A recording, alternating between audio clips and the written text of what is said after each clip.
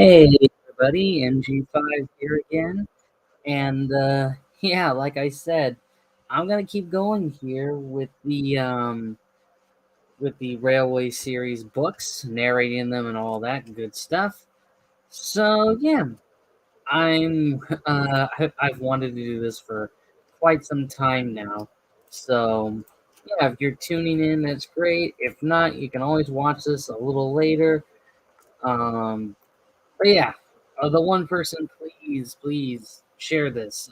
I'd love to reach out and get a big audience and all that. So yeah, just let them know. So here we go. And again, this is just this is all for fun. All right, here we go. So the Railway Series number 2, Thomas the Tank Engine by the Reverend W. Audrey. Thomas and Gordon. Thomas was a big. Oh, sorry. There's my first blooper. Take 2. Thomas and Gordon. Thomas was a tank engineer who lived at a big station. He had 6 small wheels, a short stumpy funnel, a short stumpy boiler, and a short stumpy dome. He's a fussy little engine, always pulling coaches about. He pulled into the station ready for the big engines to take them out on long journeys. And when trains came in and the people had got out, he would pull the empty coaches away so the big engines can go and rest. He was a cheeky little engine, too. He thought no engine worked as hard as he did, so he used to play tricks on them. He liked best of all to come quietly beside a big engine dozing on the siding and make them jump. Beep, beep, beep! Hey, wake up, lazy bones! He would whistle. Why don't you work hard like me? Then he would laugh rudely and run away to find some more coaches. One day, Gordon was resting on a siding. He was very tired. The big express he always pulled had been late, and he had to run as fast as he could to make up for lost time. He was just going to sleep when Thomas came up in his cheeky way. Wake up, lazy bones, he whistled. Do some hard work for a change. You can't catch me. He ran off laughing. Instead of going to sleep again, though, Gordon thought how he could pay Thomas out. One morning, Thomas wouldn't wake up. His driver and fireman couldn't make him start. His fire went out and there wasn't enough steam. It was nearly time for the express. The people were waiting, but the coaches weren't ready. At last, Thomas started. Oh dear, he yawned. Come on, said the coaches, hurry up. Thomas gave him a rude bump and started for the station. Don't stop dawdling, he grumbled. Where have you been? Where have you been? Asked the coaches crossly. Thomas fussed into the station where Gordon was waiting. Boop, boop. Hurry up, you, said Gordon crossly. Beep, beep. Well, yourself, said cheeky Thomas. Yes, said Gordon, I will. And almost before the coaches had stopped moving, Gordon came out of his siding and was coupled to the train. Boop, boop, he whistled. Get in quickly, please. So the people got in quickly, the signal went down, the clock struck the hour, the guard waved his green flag, and Gordon was ready to start. Thomas usually pushed behind the big trains to help them start, but he was always uncoupled first, so that when the train was running nicely, he could stop and go back. And this time he was late, and Gordon started so quickly that they forgot to uncouple Thomas. Boop, boop, said Gordon. Beep, beep, said Thomas. Come on, puffed Gordon to the coach. Pull harder, puffed Thomas to Gordon. The heavy train slowly began moving out of the station. The train went faster and faster, too fast for Thomas. He wanted to stop, but he couldn't. Beep, beep, stop, stop, he whistled. Hurry, hurry, hurry, laughed Gordon in front. You can't get away, laughed the coaches. Poor Thomas was going faster than he ever had gone before. He was out of breath, and his wheels hurt him, but he had to go on. I shall never be the same again, he thought sadly. My wheels will be quite worn out. At last they stopped at a station. Everyone laughed to see Thomas puffing and panting behind. They uncoupled him, put him on a turntable, and he ran on a siding out of the way. Well, little Thomas, chuckled Gordon as he passed. Now you know what hard work means, don't you? Poor Thomas couldn't answer. He had no breath. He just puffed slowly away to rest and had a long, long drink. He went home very slowly and was careful afterwards never to be cheeky to Gordon again. Thomas's train. Thomas often grumbled because he was not allowed to pull passenger trains. The other engines laughed. You're too impatient, they said. You'd be sure to leave something behind. Rubbish, said Thomas crossly. You just wait, I'll show you. One night he and Henry were alone. Henry was ill. The men worked hard, but he didn't get better. Now Henry usually pulled the first train in the morning, and Thomas had to get his coaches ready. If Henry is ill, he thought, perhaps I shall pull his train. Thomas ran to find the coaches. Come along, he fussed. There's plenty of time, grumbled the coaches. He took him to the platform and wanted to run around to the front at once, but his driver wouldn't let him. Don't be impatient, Thomas, he said. So Thomas waited and waited. The people got in, and the guard and station master walked up and down. The porters banged the doors, and still Henry didn't come. Thomas got more and more excited every minute. The fact director came out of his office to see what was the matter, and the guard and station master told him about Henry. Find another engine, he ordered. There's only Thomas, they said. You'll have to do it then, Thomas. Be quick now. So Thomas ran around to the front and backed onto the coaches, ready to start. Don't be impatient, said his driver. We'll wait till everything's ready. But Thomas was too excited to listen to a word that he said. What happened then? Well, no one knows. Perhaps they forgot to couple Thomas to the train. Perhaps Thomas was too impatient to wait till they were ready. Or perhaps the driver pulled the lever by mistake. Anyhow, Thomas started. People shouted and waved at him, but he didn't stop. They're waving because I'm such a splendid engine, he thought importantly. Henry says it's hard to pull trains, but I think it's easy. Hurry, hurry, hurry, he puffed, pretending to be like Gordon.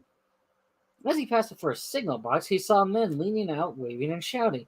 They're pleased to see me, he thought. They've never seen me pulling the train before. It's nice of them to wave. And he whistled, beep, beep, thank you, and hurried on.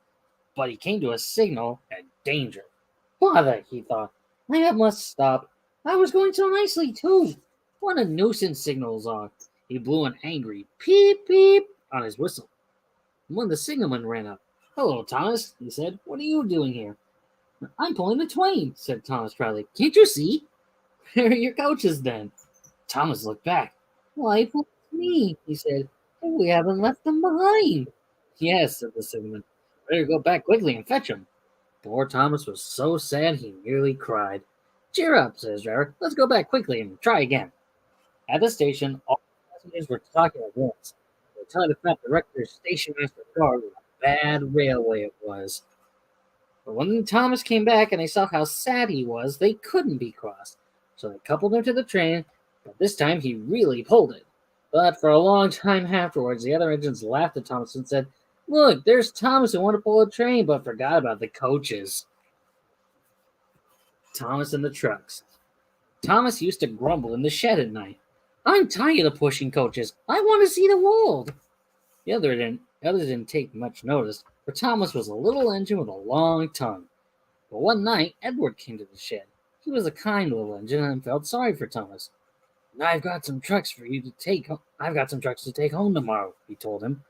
If you take them instead, I'll push coaches in the yard. Thank you, said Thomas. That will be nice. So they asked their drivers the next morning, and when they said yes, Thomas ran happily to find the trucks. Now, trucks are silly and noisy. They talk all and don't attend to what they're doing. Like in everyone's what goes on a certain, well, it's like what goes on in the Senate and the House of Representatives these days. They don't listen to what their engine, and when he stops, they bump into each other screaming, oh, whatever's happening. And I'm sorry to say they played tricks on an engine who was not used to them. Edward knew all about trucks. He warned Thomas to be careful, but Thomas was too excited to listen. The shunter fastened the company, and when the signal dropped, Thomas was ready. The guard blew his whistle. Beep, beep, answered Thomas and started off. But the trucks weren't ready. Whoa, they screamed as the coupling tight. Wait, Thomas, wait! But Thomas wouldn't wait. Come on, he puffed, as the trucks grumbled slowly out of the siding onto the main line. Thomas was happy. Hold on, he puffed. All right, don't fuss, grumbled the trucks. They clattered through stations and rumbled over bridges. Thomas whistled, beep, beep, and they rushed through the tunnel in which Henry had been shut up. Then they came to the top of the hill where Gordon had been stuck. Steady now, steady, warned the driver, and shut off steam and began to put on the brakes. we're stopping, called Thomas. No, no, answered the trucks, and bumping into each other. Go on, go on. And before his driver could stop them, they had pushed Thomas down the hill and were rattling and laughing behind him. Poor Thomas had tried hard to stop them from making him go too fast. Stop pushing, he hissed. But the trucks took no notice. Go on, they giggled in their silly way. He was glad when they got to the bottom. Then he saw in front the place where they had to stop. Oh dear, what shall I do? They rattled through the station, and luckily the line was clear as they skirted the goods yard. Like, groaned Thomas as his brakes held fast and he skidded along the rails. I must stop! He shut his eyes tight. When he opened them, he saw that he had stopped just in front of the buffers. But there watching him was the fat director.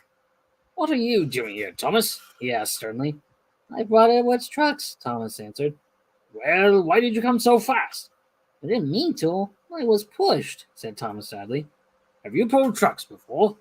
Well, no. Then you've a lot to learn about trucks, little Thomas. They are silly things and must be kept in their place. After pushing them about here for a few weeks, you'll know almost as much about them as Edward. Then you'll be a really useful engine. Thomas and the breakdown train.